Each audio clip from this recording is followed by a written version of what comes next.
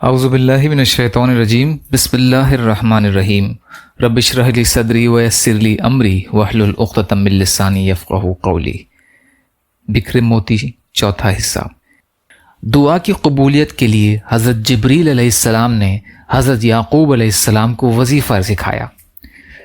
تفسیر روح المعانی میں حضرت علامہ آلوسی رحمۃ اللہ علیہ تحریر فرماتے ہیں کہ جب حضرت یوسف علیہ السلام نے اپنے بھائیوں کو معاف کر دیا اور لا تثریب علیکم اليوم کا اعلان کر دیا تو بھائیوں نے کہا کہ اے ابا جان اور اے ہمارے بھائی، آپ لوگوں نے تو معاف کر دیا، لیکن اگر اللہ تعالیٰ نے ہم کو معاف نہ فرمایا تو آپ حضرات کا عفو ہم کو کچھ مفید نہ ہوگا۔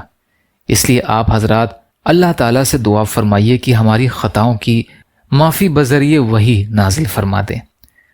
چونکہ انبیاء علیہ السلام ارحم الخلائق ہوتے ہیں، اس لیے حضرت یعقوب علیہ السلام نے فرمایا سوف استغفر لکم ربی انہ هو الغفور الرحیم، ان قریب تمہارے لیے اپنے رب سے دعائے مغفرت کروں گا، بے شک وہ غفور الرحیم ہے۔ پھر حضرت یعقوب علیہ السلام آگے قبلہ روح دعا کے لیے کھڑے ہوئے اور حضرت یوسف علیہ السلام ان کے پیچھے اور ان دونوں کے پیچھے سب بھائی کھڑے ہوئے اور نہایت ذلت اور خشوع کے ساتھ دعا کی، لیکن 20 سال تک دعا قبول نہ ہوئی۔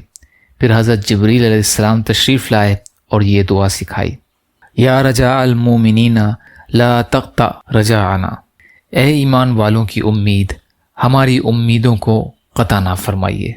یا غیاث المؤمنین اغثنا، اے ایمان والوں کے فریاد رس ہماری مدد فرما۔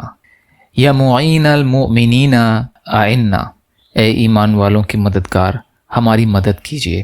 یا محب التوابین تب علینا، اے توبہ کرنے والوں سے محبت کرنے والے ہمارے اوپر توجہ فرما۔ یہ دعائیں جب بوقت سحر کی تو توبہ قبول ہو گئی۔ روح المعانی۔ یا اللہ ہم سب کو کہنے سننے سے زیادہ عمل کی توفیق عطا فرما۔ یا اللہ مظلوم فلسطینیوں، کشمیریوں، روہنگیا مسلمان اور مسلمان جہاں بھی پریشان حال ہیں، ظالموں کے ظلم کا شکار ہیں، ان کی مدد فرمائیے۔ ہم سب کو اپنی استطاعت کے بقدر اپنا حق ادا کرنے والا بنائیے۔ جو مانگا وہ بھی عطا کر دیجیے، جو مانگنے سے رہ گئے وہ بھی عطا فرمائیے۔